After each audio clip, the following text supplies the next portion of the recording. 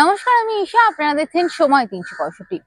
ঘাটালের মনসুকা আবারও প্রাকৃতিক বিপর্যয়ের শিকার।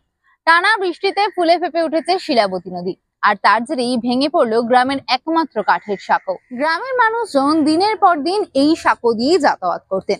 চাষের জমি হোক বা স্কুলগামী পড়ুয়া, সবার পথ চলার একমাত্র ভরসা ছিল এই কাঠের সাঁকো।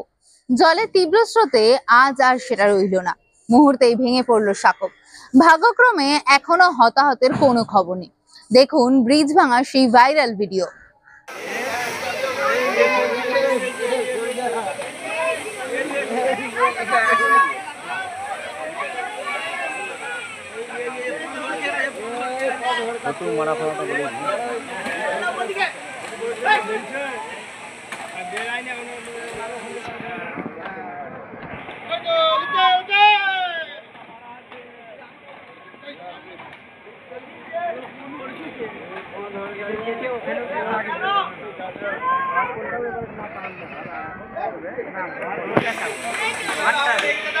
নিচের বারগুলো নিচের বার টানতে পারতাম।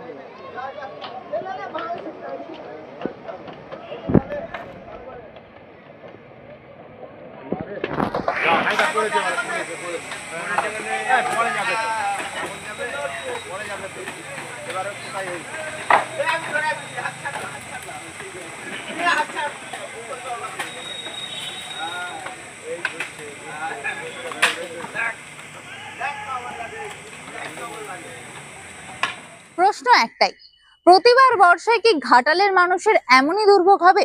কাঠের সাঁকোর বদলে কবে হবে স্থায়ী সমাধান?